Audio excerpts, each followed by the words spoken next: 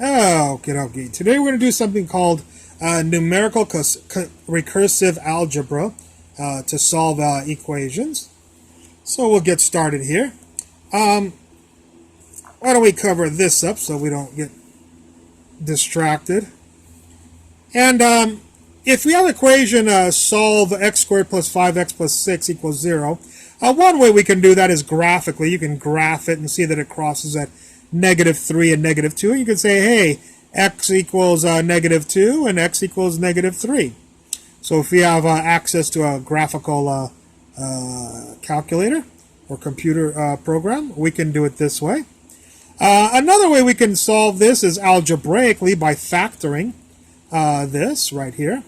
And if we factor this, we'll get this. And we'll see that x equals -2 and x equals -3. And of course, we could also have used the quadratic equation there also. But I wanted to show you another way of solving these equations when they become more complicated and the graph or the we don't have access to a graphical calculator and the algebra is sometimes impossible to do. We're going to do something called recursive algebra. And recursive algebra means to go to the equation and solve for one of the variables. For instance, we could solve for this x right here. There's two x's, so we could either solve for this or this. We'll do this one first. If we solve for x here, we'll get, of course, x equals plus or minus the square root of scoot this over, scoot that over, -5x minus 6. So x will equal plus or minus that. I've taken the -1 here just to be a little bit more efficient. And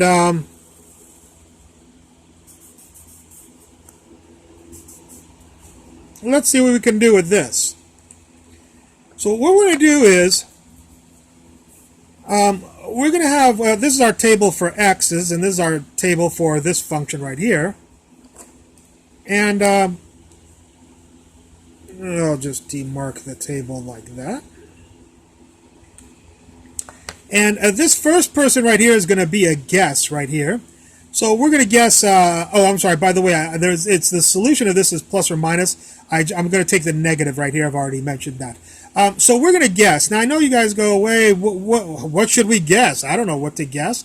Well, when you look at numbers like 5 and 6, I don't think you should guess -200 or -2 million or, some weird number like pi. Why don't we just guess something in between 5 and 6 or around 5 or 6? So you could have guessed -7, -4, -1, anything around these numbers within 2 or 3 things of their numbers. I just chose -2.5 just for whatever. The other thing is, why don't we choose positive here? Well, if we're really smart, we realize that if this is a positive, x is positive and positive, that's not going to work out to be 0. So we have to be a little bit kind of smart in math and realize we're probably going to need a negative x. So that's why we choose the negative. But sometimes we don't know.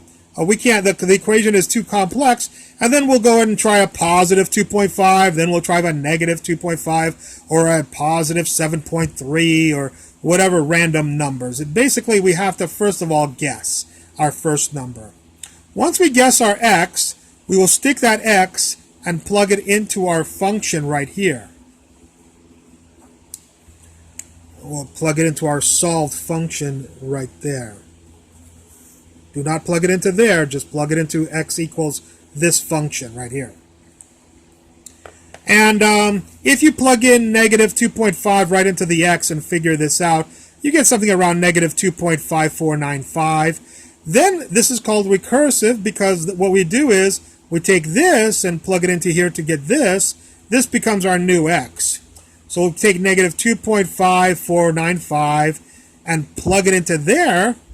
And now we'll get -2.598 when we calculate this out. Then this becomes our new x, and we'll take this and plug it in. So basically we're taking each of the x's, whatever solution we get, we plug it right back into this formula and take that equation. That's what's called recursive mathematics. And when we plug that negative 2.598 into here, we will get negative 2.6435. Now, what is going on here, as we notice, is 54, 59, 64. Obviously, this is going towards negative 3, albeit very slowly, unfortunately. So you want to run this on definitely using a calculator. You want to do these calculations by hand. Some could go very slowly, some go very fast. All right? So that's getting to one of our solutions, the x equals negative 3, if we do this right here. Oh, by the way, me choosing negative was also, x equals negative, was also dictated by the fact that these were all positives here. I was being a little bit smart guy and realizing x would have to be the negative, not the positive. If these were negative, I would have probably chosen the positive square root. But sometimes you can't trust that, and it's too complex. The equation is too complex, so you'll have to actually do quite a bit. You'll have to do x plus, and you'll have to do x plus square root, x minus square root, start off with a negative 2.5 or negative 7.4 or negative 6, and then go again and try 4 and 6 positive people until you get something that looks like it's converging to a solution.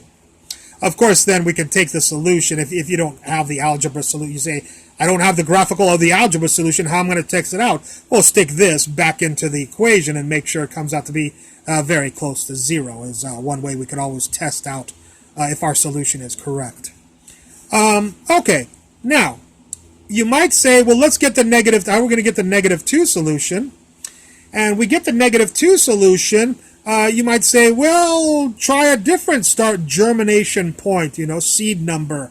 Maybe we'll go to negative 2. No, this will never go to negative 2. That's the bizarreness of recursive math algebra, and that is that some things don't always work out. And by the way, this is also the beginning of fractals in algebraic systems, as well as chaos and nonlinear dynamics is this type of analysis. So, but remember, we solved for this x. There was another x that we could have solved for. So why don't we algebraically solve for x? We'll scoot over the negative x squared. We'll scoot over the negative 6. And then we'll divide by 5. So if you solve for this x, you get this guy right here. And we'll try negative 1.9. Because this one goes a little bit slow, I decided to do a number very close to negative 2. But again, you go, well, we don't know it's negative 2. I know, try negative 4, try negative 1, try negative 6. The point is, once you try negative 1, it might just take you a little bit longer to get to the solution, negative 2. But anyways, let's stick in negative 1.9 into here, only into this function. Don't stick it into that x. Just stick it into here. So negative times negative 1.99 squared minus 6, all divided by 5. Figure that number out. It's negative 1.922. Then take that. It becomes your x. And